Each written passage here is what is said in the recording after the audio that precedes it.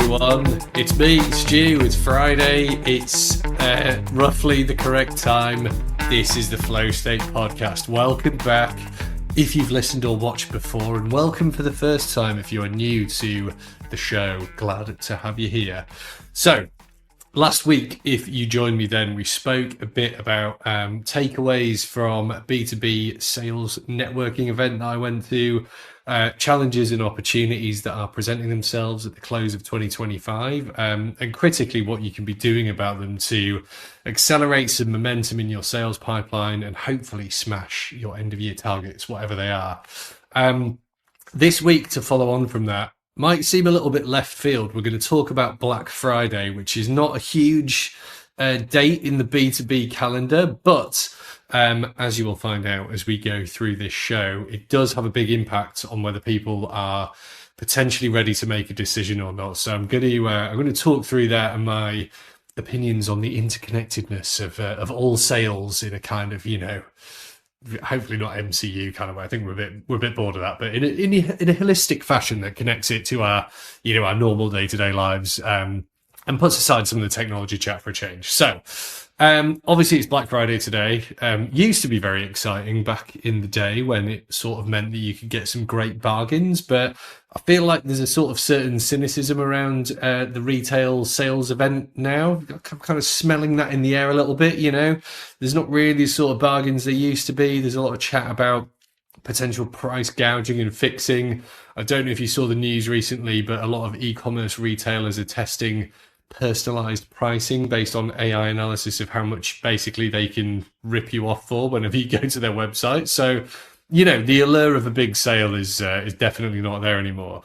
So look, I wanted to talk through this, and the key issue here, which is the sort of unifying theme across the last few shows and through a lot of this series, to be honest, as we've explored the continuing rollout of the impact of AI, is trust in each other. And going back to the very early days of my career in the internet, trust has been hard to build because prior to the internet, if you can remember those days, depending, I don't know how old you are, but I can just remember them, if I squint hard enough into the distance.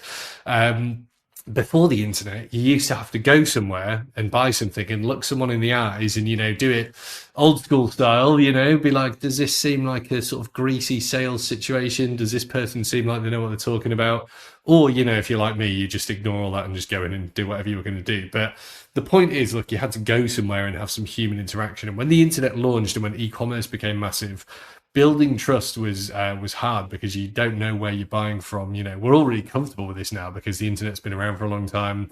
We're all happy with drop shipping and, the global economy's sort of very well connected now. So the trust has increased quite dramatically. But back in the day, like it wasn't there at all. And you would never dream of chucking well, I would, because, I'm a trier of new things, but a lot of people wouldn't dream of chucking their card details into some like rando website. And, if you were anyway involved in the eruption of crypto, that sort of attitude resurged a little bit because, nobody really knows like where that's all going, but that's a conversation for another time. So the reason that trust is so important is because going back to what I was talking about last week, building a consensus inside a buying group, if you're selling B2B, you'll know this, depending on the industry you're in and the sort of nature of the sales that you're doing. Building trust with people is essential to even, get your foot in the door, and have a voice that can be heard and has some sort of level of credibility in those conversations. And the industries that we work in are very complex and often highly regulated. So, there's a level of people expect you to do the table stakes, but you've got to be credible and you have to appear trustworthy. I'll say you have to appear trustworthy to start with, and then you have to be trustworthy afterwards.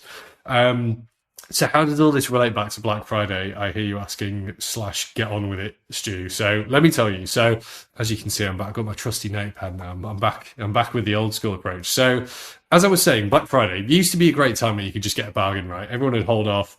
It's the start of the Christmas shopping season in the US. I'm talking about the modern use of Black Friday, by the way, not the plague-related or any other past versions of it. It's grown to this huge global date in the retail calendar, which I don't think any of us really like. Retailers don't like it because, they basically lose money on this stuff, and we don't like it because, it's just yet more noise and more just buy stuff chat through the year. However, the issue now that we've seen over the past year or so is that these kinds of sales, there's a cynical edge entering into a lot of them. Well, it's not even entering, it's there now, right? All to do with price fixing and price gouging. So you've probably seen the news about this, or you may have read something about it, where a lot of particularly e-commerce websites will push their prices up prior to a big sale event. So Black Friday is obviously a big one where you'll see prices kind of creeping up, and there's a lot of people building like little price trackers for themselves to check the trends. But what they're doing is, they're normalizing higher prices now, and then you'll get a big discount on Black Friday.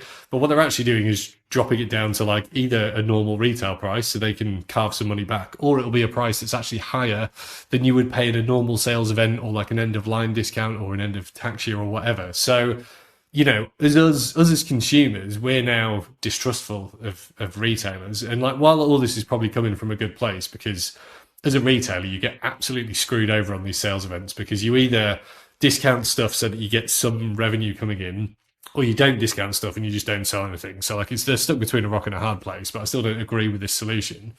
But look, what they're doing is they're putting that problem onto us and saying, well, if you don't check the prices, that's your problem, consumer, right? But now there's so many sales and there's so many places to buy stuff, that becomes like a job in itself. And that, it's just wearying to have to do this stuff, right? So a lot of the chat I see in the sort of circles that I'm involved in, like, people are just like, just forget about Black Friday. We'll just buy stuff whenever you're going to buy it. Like, it's become a kind of non-event.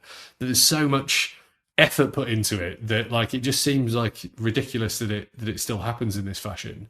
And look, that lack of trust in the relationship between the buyer and the seller, like, obviously there's always a bit of a healthy distrust, I would say, but that's how you get a good deal, right? Like, there's the classic saying of like, a good deal is when nobody's happy, right? Which is what you're aiming for. But the balance of the mistrust is extreme now, because we just don't trust anybody. We don't trust discounts, we don't trust the suppliers, we don't trust the advertising.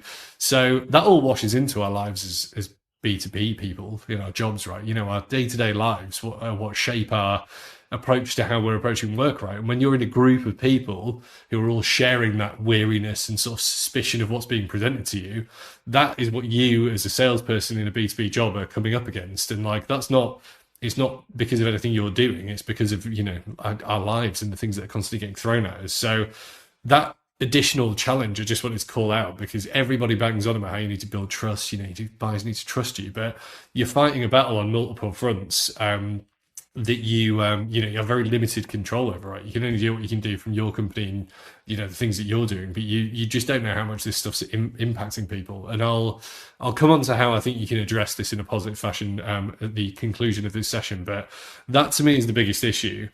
So that, as I was saying, that sort of suspicion, the suspicion of the deal, is what comes into our lives in B2B, because that's what's happening to us in our lives as consumers, and you can't separate the two as much as you'd like to.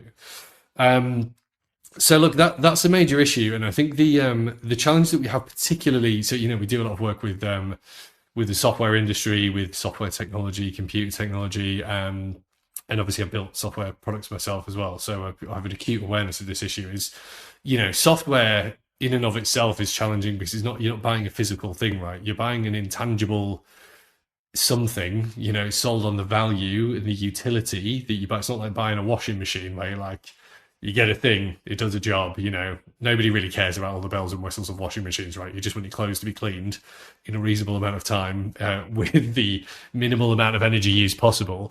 Whereas, software, because of the way we buy it now, and like I was saying this before in the last session, with nobody owns anything, right? Everything's a subscription, a license, whatever. And there's perfectly valid reasons for that in some circumstances. But the challenge with selling that stuff is like, when you are buying into something on the license basis, I feel like you can have more confidence. When you're buying into it on the sort of subscription or SaaS basis, the contract we're agreeing to is that, we're going to deliver utility and value for the period that you are a customer.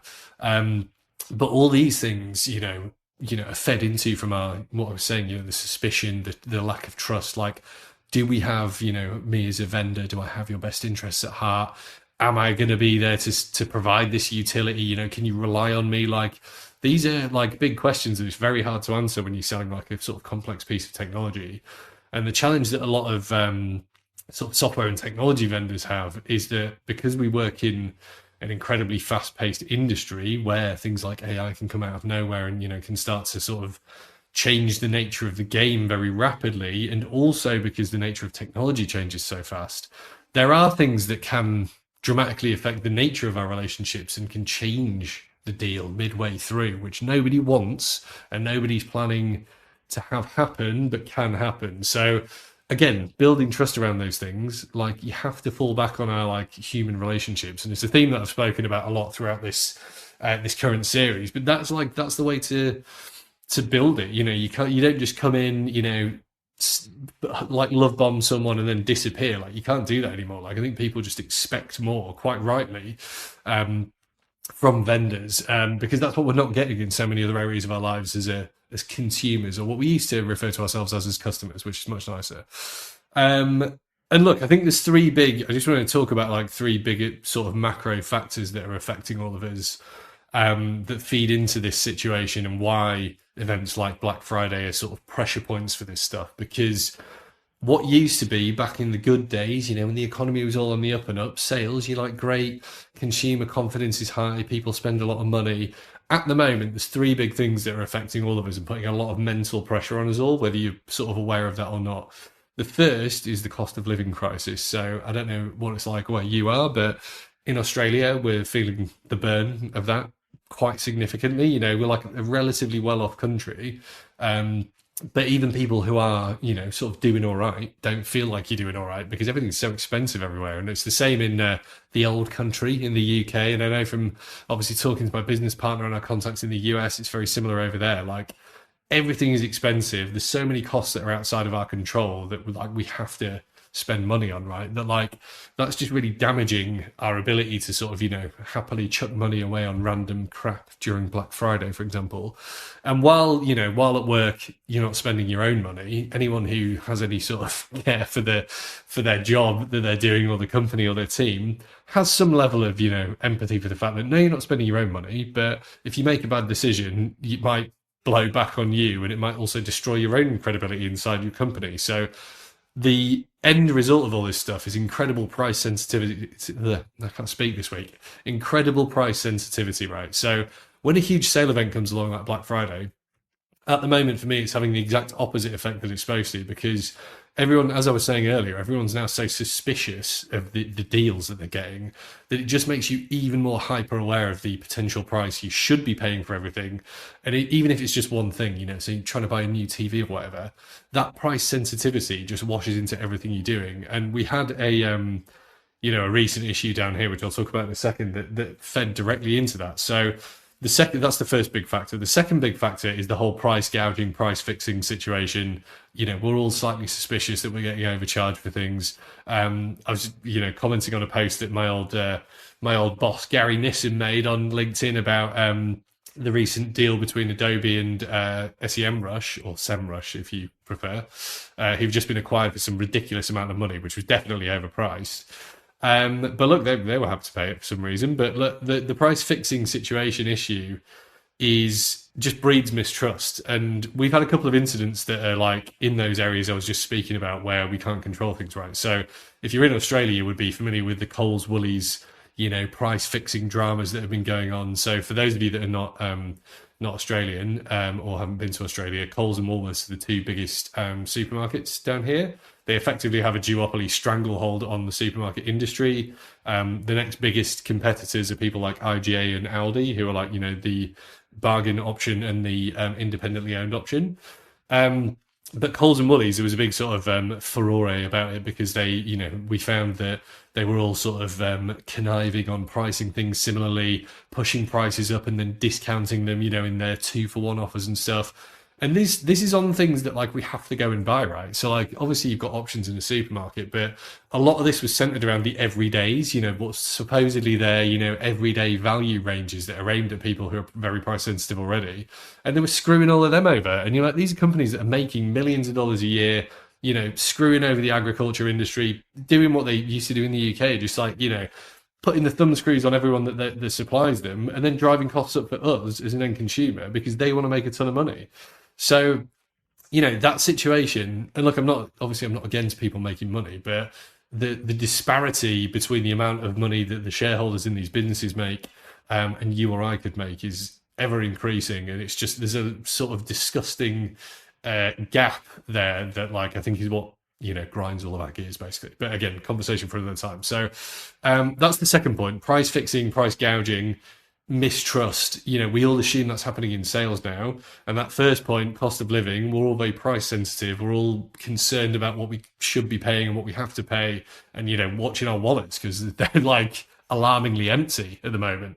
And look, the third factor, I think, especially when you're selling online and referring to both B2B and B2C, is the dream versus reality gap, which is a phrase I've coined this morning. And the reason that I say that is because I was reading a terrible startup idea in some Reddit thread where this person was like, oh yeah, I've just got loads of like AI images. I'm chucking them all on this e-commerce website. Do you think people will buy stuff? And I was like, when you're like, look, I'm trying to be more positive this year. And I was like, give everyone a chance. I was like, man, that's such garbage, that idea. And then the next one I saw was someone who'd launched this awful idea about like using AI to generate password hints so you can try and recover a password that you've forgotten. Like you're just going to chuck all your private, questions and personal information into an AI tool to try and help you guess a password for an account or something. But look, I was like, look, this dream versus reality gap, the issue here is, I think, and this is partly due to the rise of e-commerce, like what you see online is often not what you get, right? And you'll see this from a lot of the amusing, sort of particularly around like Shein and Temu and like Ali and stuff, where the sort of dream versus reality, like I ordered this and here's what it looks like on me stuff is a great example of that. But it's particularly pertinent again in the industries that we're in, like technology, software, like these intangible products. Like there's a danger when you're selling stuff that you tend to just lean in, and I think people do this in a sort of positive way. They don't mean to mislead people necessarily, but you tend to just try and be like, no, we can do everything you want, we can solve all your problems, like just give us the money and this will change your life at this company. And you're like, it doesn't really, nothing's that dramatic, right? But that's what gets sold to you, and then you don't want to generate the immediate output of that, which is buyer's remorse, where you bought your like latest pair of fancy shoes and they fall apart a month later just outside of the warranty period. Like nobody wants that because that's brand destroying. So look, I think those three things for me having a really big impact on our ability to generate any kind of sort of significant traction and momentum at the moment.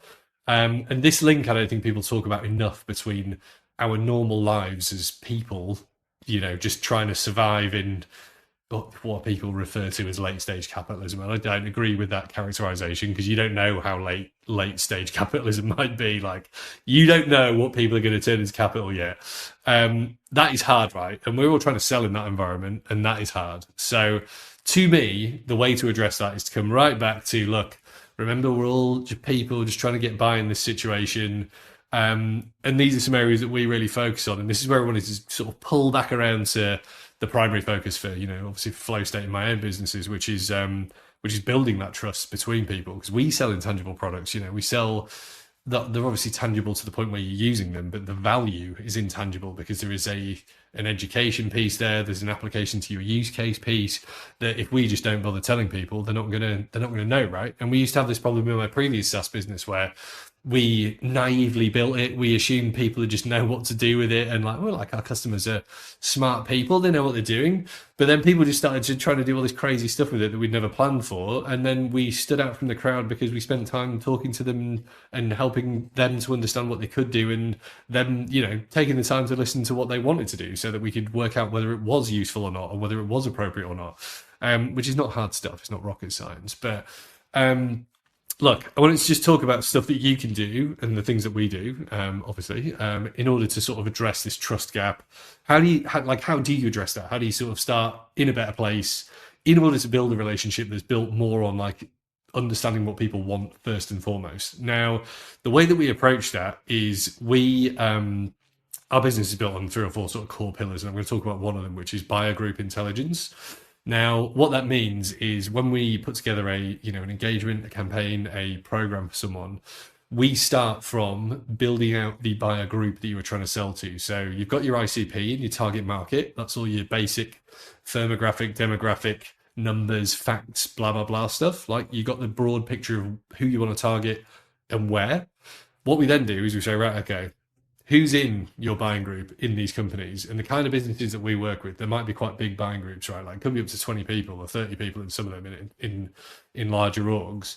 And where we start is we start by mapping that out and saying, look, like, you know, if you've ever done like Miller Hyman type stuff, like this would be familiar territory, but your buyer group roles are pretty standard. It's your, obviously your key decision maker or your, you know, your main point of contact. Might have one, might have two, could be three.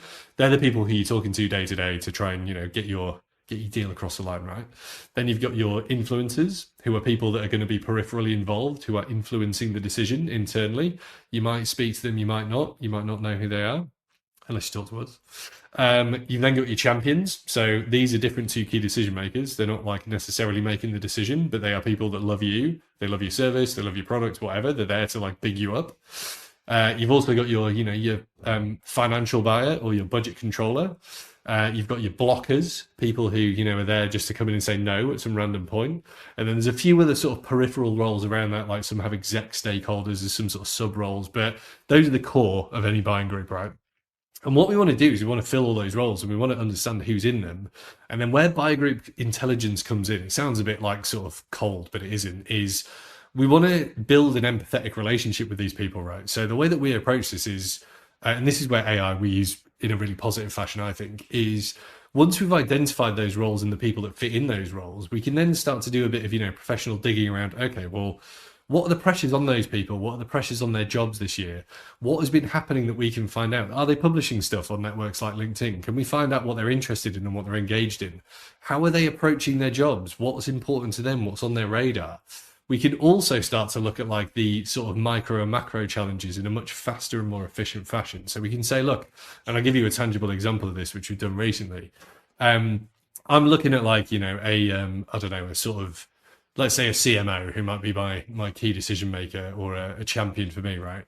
I'm like, okay, in Australia, what's on the CMO agenda? What's on the CMO agenda in Sydney specifically? What's on the CMO agenda in New South Wales specifically? What's on my CMO's contact agenda? Because what can I see that they've been posting about or engaging with or talking about in their company? Then we can start to combine that with, okay, well, if they're in, and we're talking about this next week, selling to government, if they deal with government, what's on the government's agenda? How can I marry that information together and start to understand the objectives and pressures and sort of, you know, general day-to-day life of this person that I'm trying to sell to? And then from there, we can start to pull all that together with the other people in the buying group, right? So we can start to build a picture of this group of people and what's, you know, what their concerns are. Has there been a bunch of firings there in their industry? Have they been going through a big reorg? Are they maybe concerned about the fact that they might have 2 or 3 peers now? They might be reapplying for their own job. Like all this stuff's really important because that is the stuff that is happening, you know, behind the scenes of the deal that you're trying to get across the line. That's happening behind the scenes and in the minds of these people that we're trying to talk to. And the reason it's important to know all that is because, you know, what you're trying to sell them is not going to be top of mind for very long. It might be top of mind for a couple of weeks or when you're in a meeting with them, but they're going to go back to dealing with all that other stuff straight away. So the more you can understand about that, the better a conversation you can start to have, and the more you can build your relationship around giving them the things that they need to just get the stuff done that they need to do with you and then get on with their day-to-day job in their life. So the reason I wanted to call this out is because the sort of underlying empathetic approach to building this relationship is directly underpinned by buyer group intelligence, which is what we build. And that's often not spoken about very much because we love to talk about acronyms and buzzwords and, you know, processes and diagrams and all that other shit in B2B. We kind of forget that there's people that slot into all of those things. And in order to be a successful salesperson, not teaching you how to suck eggs, successful B2B salespeople, you need to be a people person. So look, that's how we approach it. It's like how you see the people in the deal. You don't just see the company, and you don't just see the roles, and you don't just see the dollar size. Like that's how you approach it.